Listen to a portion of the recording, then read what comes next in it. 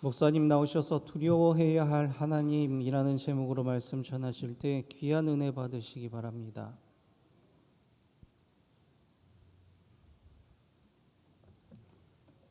우리 엘피스 앙상블은 참 은혜롭게 연주합니다. 박수로 격려하겠습니다.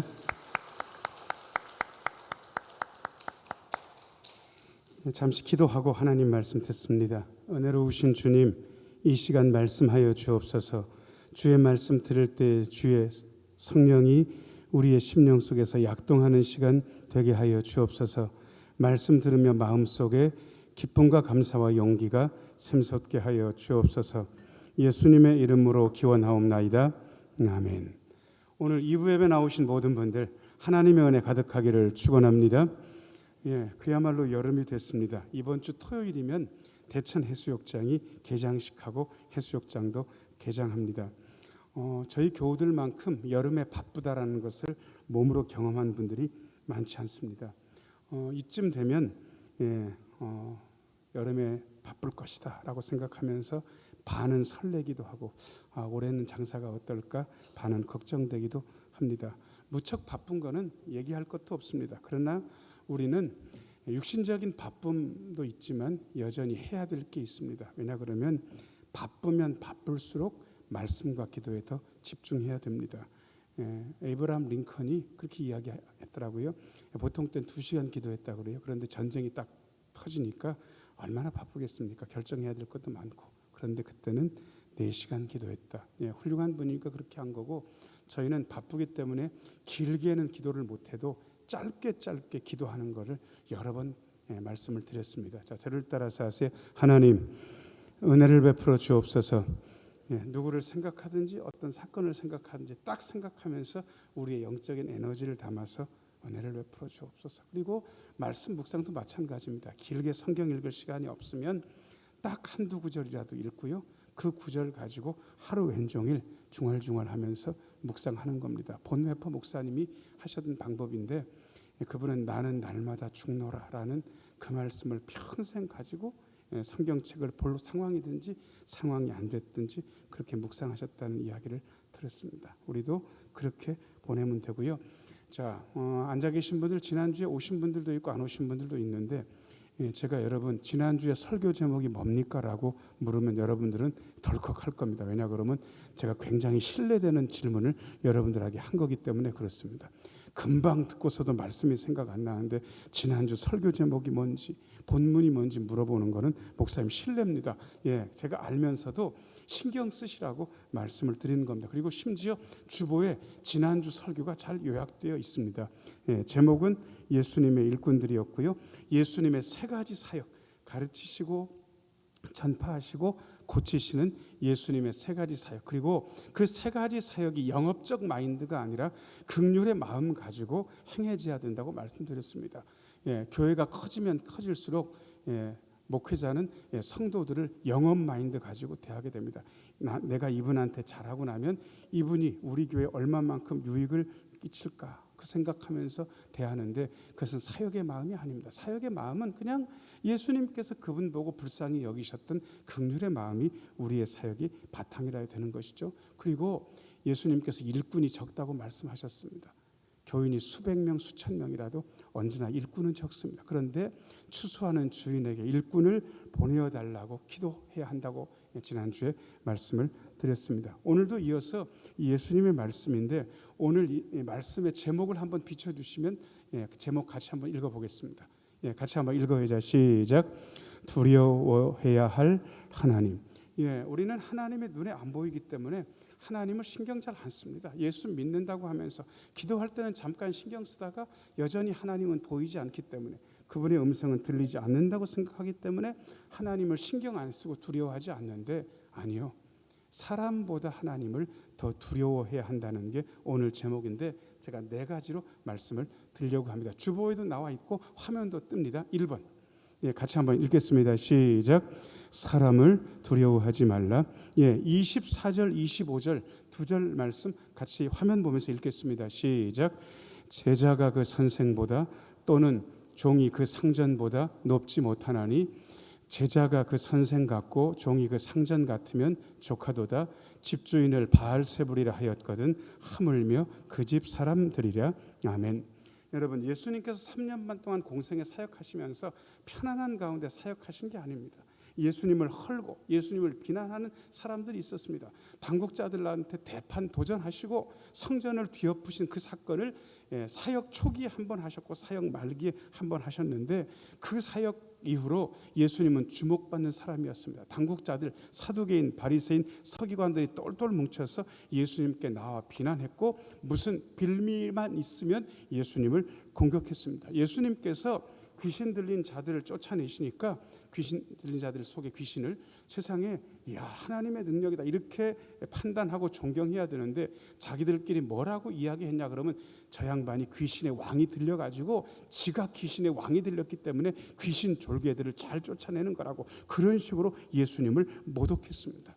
여러분, 예수님은 제자들의 선생, 예수님은 주인 같은 분인데 주인, 선생을 바알세불, 귀신들의 왕이 들렸다고 이야기할 정도니까 그 제자들한테는 어떻게 하겠습니까? 그야말로 우습게 여기면서 그 제자들을 박해하고 힐난했습니다.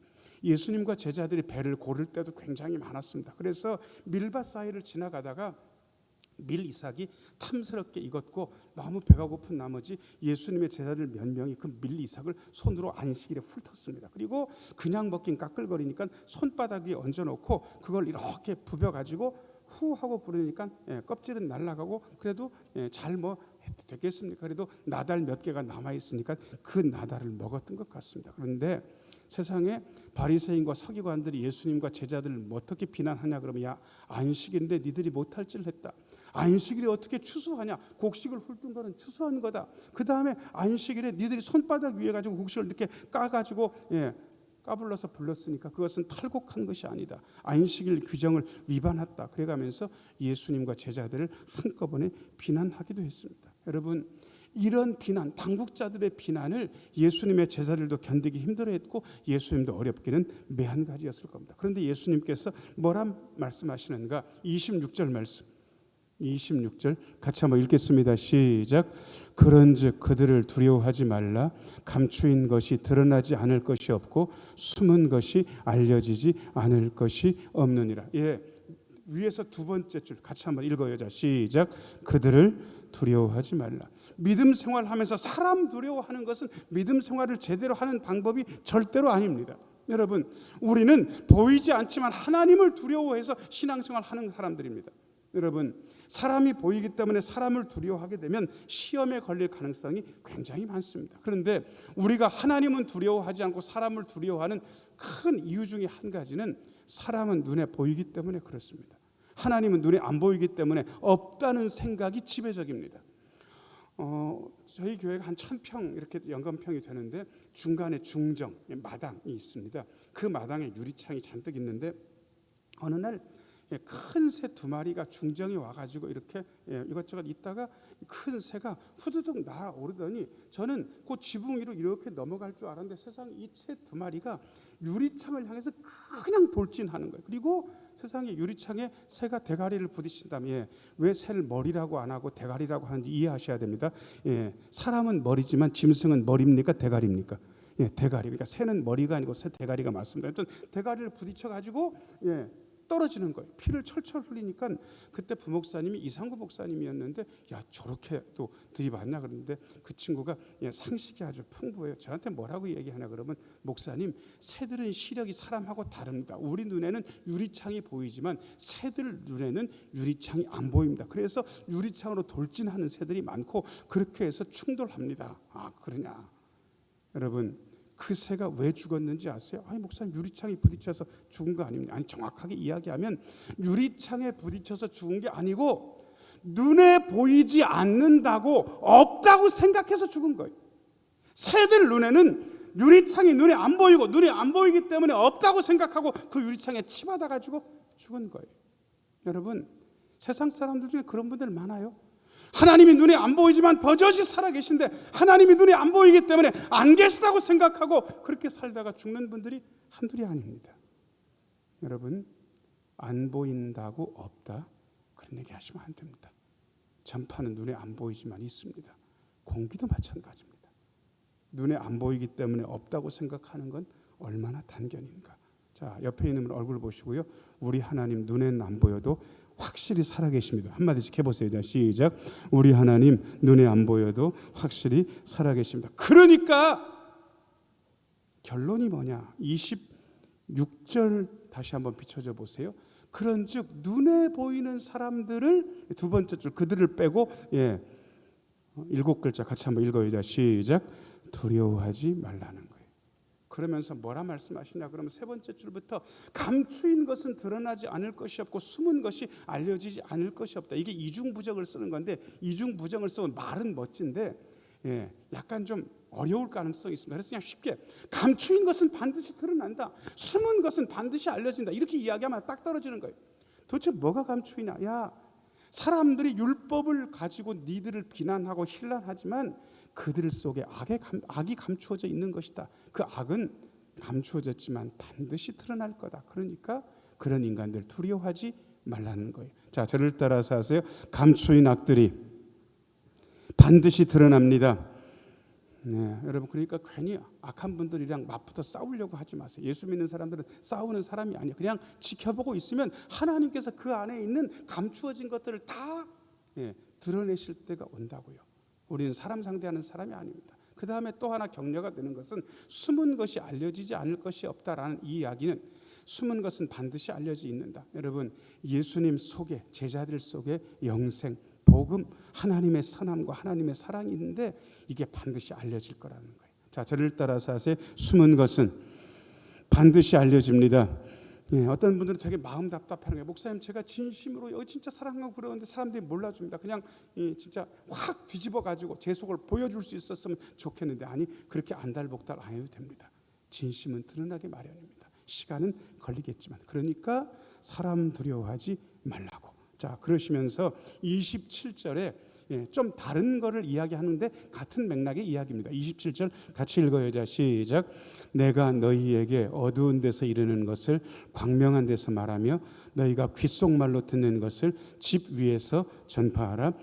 마태복음이 예수님의 행적에 대한 이야기이기 때문에 예수님이 돌아가신 금방 마태복음이 기록됐을 거라고 생각하는 분들은 성경을 잘 모르는 겁니다. 복음서는 기록 연대가 서신서보다 훨씬 뒤쪽입니다. 로마 제국의 엄정한 박해가 있을 때에 복음서가 기록됐습니다. 그러니까 복음서는 어떻게 보면 예수님의 제자들에 대한 박해 상황을 전제로 하고 이야기를 하고 있는데, 그 박해 상황 속에서는 사람들이 밝은 데서 얘기를 잘 못했습니다. 예수님 얘기하면서 어두운 데서 살짝 살 길이 있어. 예수 믿으면 살아. 그런데 어두운 데서 얘기해야 되는 거예요. 왜?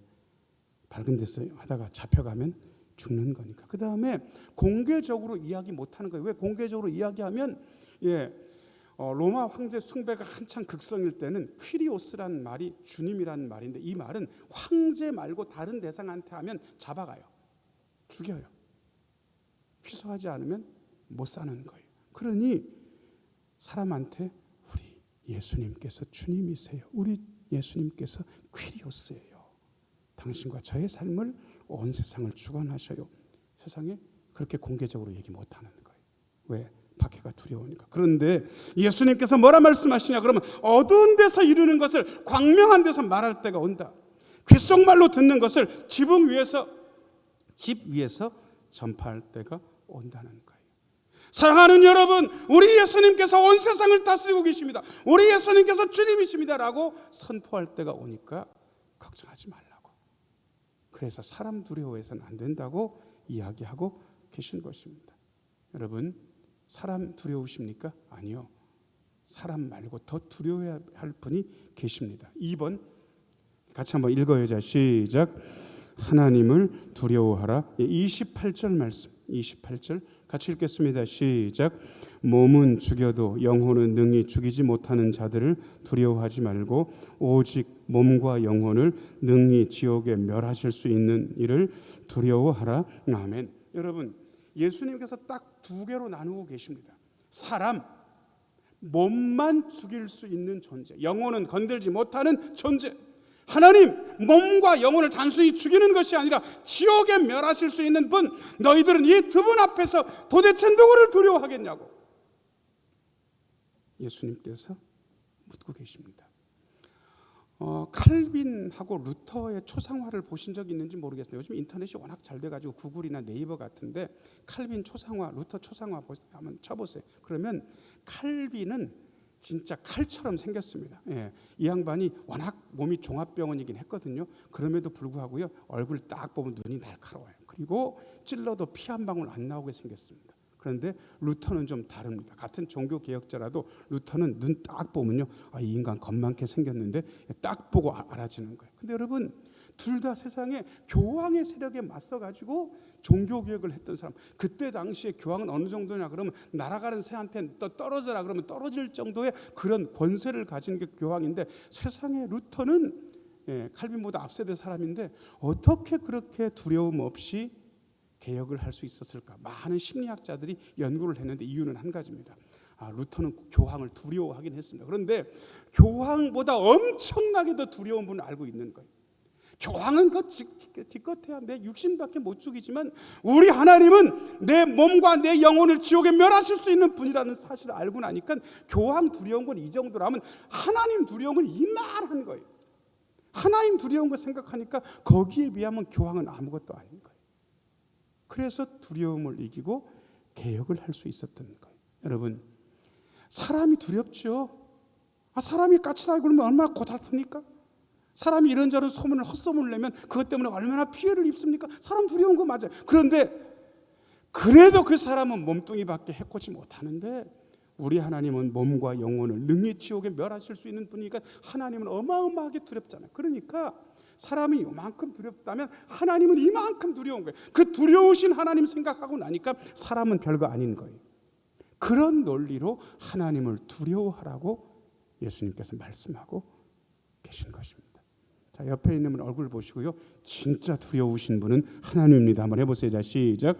진짜 두려우신 분은 하나님이십니다. 예, 저는 젊어서, 지금도 여전히 젊지만 신흥교회 부임했고 처음에 아버님 같은 장로님들을 모시고 같이 당회하면서 신앙생활을 했고 지금 형님 장로님들이랑 같이 신앙생활을 하고 있는데 우리 장로님들이 체험이 많으세요. 그래서 젊은 목사 앉혀놓고요, 당신이 두려우신 하나님을 경험한 이야기를 간증처럼 하고 계시는데 얼마나 은혜 받았는지 모릅니다. 야, 그렇구나. 우리 장로님은 하나님을 두려우신 분으로 알고 있구나. 그래서 하나님 앞에 경거망동하지 않겠구나. 그렇게 깨닫게 되는 거예요. 우리 하나님은 크고 두려우신 하나님. 자, 그런데 크고 두려우신 하나님이 우리를 겁에 질리게만 만드시느냐? 절대로 아닙니다. 그렇게만 생각하면 그야말로 신앙이 완전 초보 수준에 머물러 있는 겁니다. 3번 같이 한번 읽어요. 자, 시작. 전지전능하신 하나님을 기억하라. 예, 29절 말씀 읽겠습니다. 29절 같이 한번 읽어요. 자, 시작. 참새 2마리가 한 아사리온에 팔리지 않느냐? 그러나 너희 아버지께서 허락하지 아니하시면 그 하나도 땅에 떨어지지 아니하리라. 아멘. 예, 참새 2마리 한 아사리온에 팔린다 그랬는데 한 아사리온이 노동자 하루 품삯 데나리온의 16분의 1이 한 아사리온입니다. 요즘 하루 품삯이 노동자들이 어마어마해요. 12만 원, 15만 원. 예, 그냥 자벽부 기술 없는 사람이 가가지고 옆에서 심부름꾼만 해도 그 정도 받아요. 기술자들은 20만 원, 30만 원. 진짜 A급 기술자들은 하루에 일당이 50만 원이라는 이야기도 얼마 전에 제가 들었습니다. 그런데 이때 당시에 노동자들 하루 데나리온의 가치를 요즘의 곡식 가격 가지고 계산을 해보니까 한 데나리온이 어느 정도냐 그러면 2만 3천 원 정도까지 계산한 거예요. 2만 3천 원. 그러니까 그거를 16분의 1로 쪼갰으니까 여러분, 한 아사리온은 대충 2천 원이 안 돼요. 뭐 1천 원이 좀 넘나 마나 그럴 거예요. 그냥 우리끼리 그냥 한 아사리온을 그냥 1천 원이라고 하자고요. 대충 해가지고. 그러면 참새 2마리가 1,000원, 한 아사리온이면 참새 한 마리는 얼마입니까? 다시 어려우세요? 다시 볼게요. 한 아사리온을 1,000원이라고 하고 한 아사리온에 참새 2마리가 팔리는데 그럼 참새 한 마리 가격은 얼마냐고? 500원 맞아요? 야, 이거 계산 안 된다. 그런 분들은 죄송합니다. 예배 끝나고 병원을 가시기를 추천해 드립니다. 왜냐하면 이게 계산이 안 되면 상당히 문제가 심각한 겁니다. 이게 대충 500원. 여러분, 그런데 뭐라 이야기하냐 그러면 그 500원짜리 참새 한 마리도 거저 죽는 법이 없다는 거예요. 하나님께서 죽으라고 해야 죽는 거고 하나님께서 허락하시지 않으면 안 죽는다. 이 이야기를 하고 계신 거예요. 여러분, 참새 500원짜리 참새도 하나님이 허락해야 죽는다. 그래서 예수님이 담대한 거예요. 하나님이 허락하시지 않으면 참새 한 마리도 안 떨어지는데 사람이 죽을 리가 없는 거예요.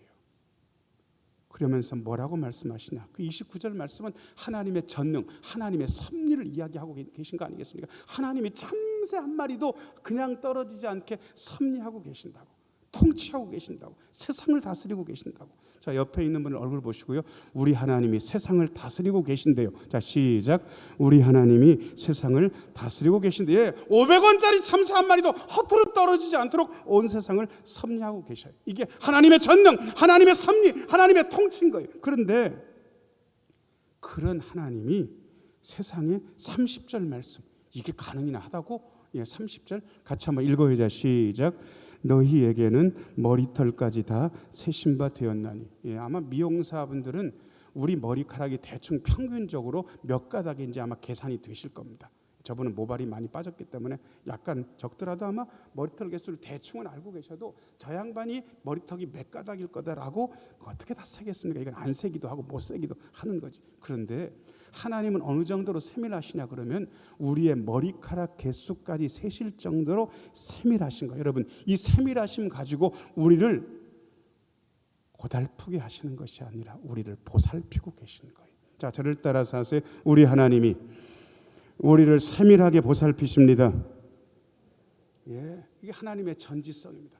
하나님의 전지전능하심이 우리에게 파괴적인 방법으로 오는 것이 아니라 우리를 돌보는 방법으로, 우리를 기살리는 방법으로, 우리를 좋게 하는 방법으로 하나님의 전지전능하심이 역사하고 계신 거예요. 여러분, 그래서 하나님의 전지전능을 믿으면 쫄지 않아도 됩니다. 저는 겁이 엄청 많은 사람인데 요즘은 조금 덜 쫄게 됐습니다. 예전에 그 설교 실습하거든요. 신대원에서는 한 학점짜리인데 이 설교 실습하게 되면 거의 죽습니다. 왜냐하면 선생님들이랑 대단한 동기들이랑 앉아가지고 설교를 다 들은 다음에 앉아가지고 당신 설교는 뭐가 문제다 다 평가를 하고요. 15분 딱 설교하는데 1시간에 3명 하거든요. 그리고 머리를 까야 돼요. 그래야 환하게 보인다고. 그다음에 안경만 쓰고 시계 이런 거 다 안 합니다. 그리고 딱 원고를 한 장만 쓰고 올라가고 밑으로 고개를 딱 3번 이상 떨구면 그냥 내려오라 그럽니다. 설교하다 말고 그냥 내려오라고. 그럼 그냥 꽝된 거예요. 여러분, 이걸 통과한 게 접니다. 그런데 그거 하기 위해서 제 아버지가 목사님이시니까 여동생들 앞에다 두고 개척교회 저희 아버지 아실 때 여기다 설교를 했는데 제 여동생들이 5이었는데 5명 두고 전도사 오빠가 설교를 하는데 제가 하다가 그만 내려왔습니다. 왜냐하면 너무 쫄아가지고 여동생 5명 두고 설교하는데 쫄아가지고 내려왔으니까 얼마나 설교를 못했겠어요. 그런데 그렇게 해서 내려오는데 제 3번째 여동생이 눈을 동그랗게 뜨고 뭐라고 얘기하냐 그러면 오빠, 죄인들 두고 설교하면서 뭐가 쩌냐고. 죄인들 두고 설교하면서 왜 오빠가 쫄고 있냐고. 저희 여동생이 대학생 때인데 그 얘기를 해주는 거예요. 그래서 진짜 그러네. 다 죄인들인데 쫄 필요가 없네. 그래가지고 그때 뭐 대단한 정장복 교수님, 주승순 교수님 이런 분들이 설교실에 들어와가지고 이렇게 앉아 있는 제가 왼쪽부터 오른쪽까지 딱 둘러봤는데 여러분 제가 쫄았겠습니까? 안 쫄았겠습니까? 안 쫄아요. 왜 안 쫄았겠습니까? 몽땅 다 죄인들만 앉아 있는 거예요. 죄인들 두고 설교하면서 제가 쫄 이유가 뭐가 있습니까? 하나도 안 쫄았죠. 두려움이 없는 거예요. 아, 그렇구나. 여러분, 예수님께서 사람 두려워하지 말라 그러시면서 31절에 어마어마한 이야기를 이미 하신 이야기인데 이렇게 결론을 내리십니다. 31절 같이 한번 읽겠습니다. 시작. 두려워하지 말라. 너희는 많은 참새보다 귀하니라. 아까 참새 한 마리가 500원이라고 그랬죠. 여러분, 500원짜리 참새 한 마리보다 너희들이 더 귀한데 하나님께서 너희를 보살피시지 않겠느냐. 여러분, 옆에 있는 분들 얘기를 하지 마시고 살짝 보세요. 살짝 보시라고. 그럼 저를 보세요. 그리고 저한테 제가 묻는 말에 대답하세요. 여러분, 500원짜리 참새보다 천하게 생겼습니까? 더 귀합니까? 얘기할 것도 없지 뭐. 엄청 비싸게 생겼잖아요. 여러분. 그러니까 걱정하지 마시라고. 우린 참새보다 귀하니까. 여러분, 그러면서 예수님께서 결론적으로 뭐라고 말씀하시는가? 네 번째 같이 한번 읽겠습니다. 시작. 예수님을 부인하지 말고 예수님을 시인하라. 32절 33절 읽겠습니다. 32절 33절 같이 읽어야죠. 시작. 누구든지 사람 앞에서 나를 시인하면 나도 하늘에 계신 내 아버지 앞에서 그를 시인할 것이요. 33절. 누구든지 사람 앞에서 나를 부인하면 나도 하늘에 계신 내 아버지 앞에서 그를 부인하리라. 여러분 32절 33절 읽었는데 여러분 딱 단어 두 개만 빼놓고 다 똑같지 않습니까? 그죠? 누구든지 사람 앞에서 나를 시인하면, 이번엔 부인하면, 그 다음에 나도 하늘에 계신 내 아버지 앞에서 그를 부인하리라, 시인하리라. 이거만 다르잖아요. 여러분, 그래서 이런 거 읽을 때는 바뀐 부분만 읽으면 안 되고 반복되어 있는 부분들 중에서 중요한 부분들이 있습니다. 32절 다시 한번 비춰줘 보세요. 여기서 어느 부분이 중요하냐 그러면요, 누구든지 그 다음 5글자 뭡니까? 사람 앞에서 나를 시인하라는 거예요. 사람 앞에서 네가 예수님의 제자인 것을, 네가 하나님의 자녀인 것을 인정하라는 거예요. 근데 우리는 이게 인정 아무도 없을 때는 할 수 있는데 사람 앞에서 이게 인정이 안 되는 이유는 저랑 여러분들이 못났기 때문에 그렇습니다. 내가 예수를 잘 믿어야지. 충청도 말로 심판 없이 믿고 개갈딱지 안 나게 믿으니까 도대체 예수 믿는다고 할 면목이 없어서 내가 사람 앞에서 예수 믿는다고 못 그런다고. 어떤 분이요, 골초예요. 술도 잘 마셔요. 근데 문제는 이분이 교회를 다녀요. 심지어 집사예요. 골초인데 술도 많이 마시는데 교회 집사니까 이분은 직장 동료들이 자기가 예수 믿는다는 걸 알까 봐 두려운 거예요. 그래서 입도 뻥긋 안 했어요. 집에서는 식사할 때 기도하지만 직장 가서는 기도한 적이 없어요. 그런데 세상에 어느 날 별 생각 없이 가가지고 점심에 밥을 먹다가 그냥 얼결에 그냥 고개를 숙이고 점심 때 그냥 기도를 해버린 거예요. 눈을 감고. 친구들이요, 숟가락 딱 들다가 그 김 과장이 기도하는 걸 보고 밥을 다 먹고 이렇게 보고 있는 거예요. 그리고 나중에 기도가 끝나니까 김 과장 교회 다녔어? 예수 믿었어? 이 말은 무슨 얘기? 너 골초냐? 너 술도 잘 마시잖아. 근데 어떻게 네가 교회를 다니고 네가 예수를 믿냐? 뭐 이렇게 보고 있는 거예요. 근데 그때 그 김 과장이요, 왈칵 눈물이 나더랍니다. 그리고 울먹울먹하면서 이렇게 얘기했답니다. 나 예수 믿어. 나 교회 다녀. 내가 골초인 것도 맞고 술 잘 먹는 것도 맞는데 나 예수 믿어. 나 예수 믿어. 여러분, 드디어 김 과장한테 새로운 길이 열린 거죠. 사람 앞에서 누구를 시인한 겁니까? 예수님을 시인한 거잖아요. 우리가 못난 건 못난 거고 그렇다고 예수님의 제자가 아닌 건 아니잖아요. 우리가 예수 잘 못 믿는 건 못 믿는 거고 그렇다고 하나님의 자녀가 아닌 건 아니잖아요. 그거 인정하라고. 심지어 우리 예수님은 우리가 못났기 때문에 우리를 부인하지 않으십니다. 우리가 시인하면 너는 내 제자다. 하나님은 너는 내 아들이다, 딸이다라고 인정해 주시는 거예요. 제가 이 사실을 알고 나서 부쩍 담대해졌습니다. 제가 잘못할 때 많겠죠. 여러분들도 별반 다르지 않겠죠. 그런데 여러분들이 예수님의 제자 아닙니까? 아니, 제자 맞아요. 인정해 드릴게요. 하나님의 자녀가 아닙니까? 하나님의 자녀 맞아요. 자식이 못난 건 못난 거고 부모님의 자녀가 아니라고는 하지 마세요. 그렇잖아요? 그래서 사람 앞에서 시인하고 그러면 예수님께서 하늘에 계신 내 아버지 앞에서도 나도 너를 인정해 준다. 사람의 비난에 안달복달 말고 두려워하지 말라고 이야기하고 계십니다. 자, 저를 따라서 하세요. 우리는 사람을 두려워하지 않습니다. 우리는 진실로 하나님을 두려워합니다. 그 하나님께서 저와 여러분들을 세밀하게 보살피시고 섭리해 주시고 이끌고 나가십니다.